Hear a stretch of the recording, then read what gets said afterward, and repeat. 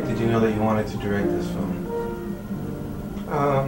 When I finished it and Spike Jonze was going to direct it and he wasn't available, it was the first thing I thought of, that I should do this. So I tried to get the job at that point.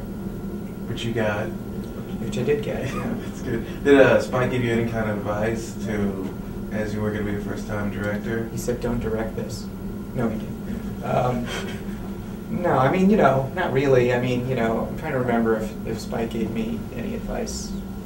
I mean, it's hard, we have a friendship and we talk a lot, and we've talked a lot over the past 10 years, so it wasn't really kind of like that kind of situation. I mean, we've talked a lot about directing and movies and actors and stuff over the years, so. So what was the transition like from you go from, writer to writer and director, where you're much more in the set and involved with the final product? Well, directing is very different than writing. It's a very pragmatic job. There's a lot of concern over how you're going to afford to do certain things. We had a very limited budget, a relatively limited budget, and we're trying to do a very kind of large scope of a movie. So that's the opposite of writing, which is sort of like whatever you could think of. You can, it doesn't cost any more to write a very big scene than it does a very small scene. So, so it's a different job, and it's a different kind of way of thinking, and it's a very managerial job, a very social job. There's a lot of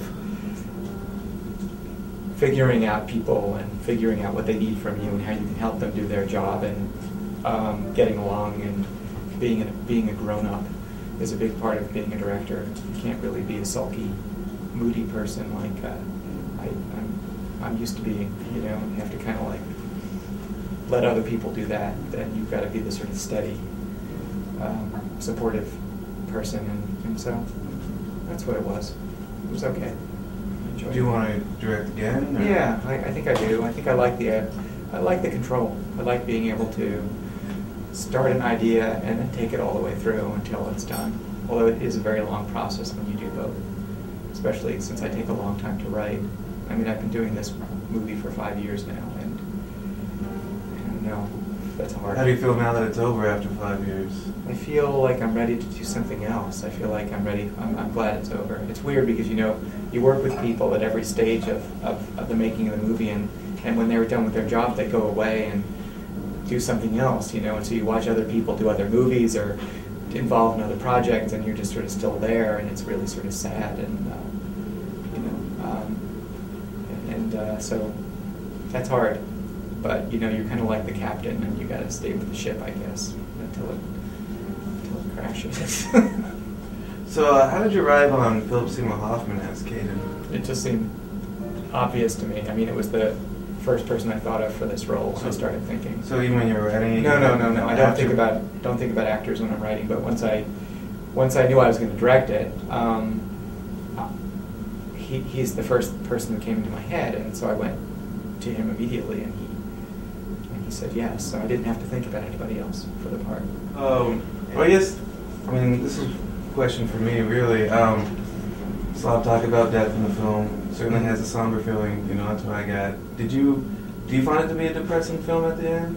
I can't see the movie like other people see it. I worked on it for so long. It wasn't my goal to make it a depressing movie. I mean, it was my goal to sort of try to be honest about something that is part of everyone's life, and maybe by putting that out into the world, there would be some sort of connection that I could make with other people by speaking about something that we all live with. And so that was sort of, but the thing we live with is a hard thing, and I think part of the reason that no one ever talks about it, or it's rarely talked about, is because it's very difficult. So, but I mean, I think the movie's funny. It's got a lot of comedy in it, and it's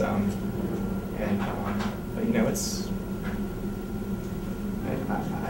I don't know. I don't think it's depressing, but I don't question somebody finding it depressing. I mean, I think that's a valid reaction to it. Thank you for validating my reaction. Well, you're welcome. I have a lot of problems. Going through some things. I'm hurt. Am I dying? Can you tell me that? I can't tell you. You can't tell me? No. No, you can't tell me if you can't tell me. No. I'm lonely. And I'm afraid I'm gonna die. anything else? I don't know what's wrong with me, and I want to do something important while I'm still Well, here. that would be the time to do it, yes. Death comes faster than you think. The idea is to do a massive theater piece. What was this used for? Plays. Like theater plays? Have I disappointed you somehow? Everyone is disappointing. The more you know someone. I don't know what I'm doing. Knowing that you don't know is the most essential step to knowing, you know? I want you to beg me on your knees for a kiss. We need to investigate the essence of each being. You're weirdly close to what I've visualized for this character. Glad to be weirdly close. You smell weird. What do I smell like? It's like you're menstruating. I don't know. I don't menstruate, so I don't know. I can smell like I'm menstruating. You tell me.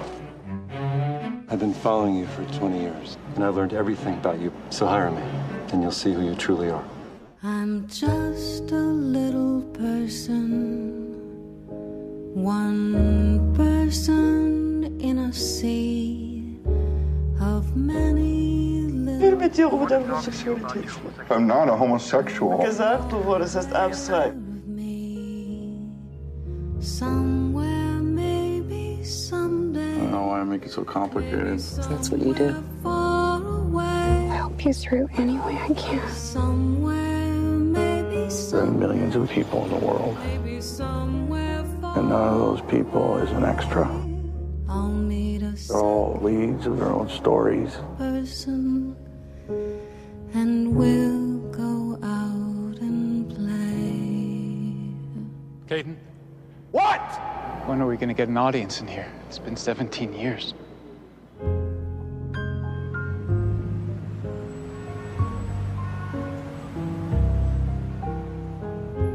Say thank you. Thank you. You're very welcome, young lady.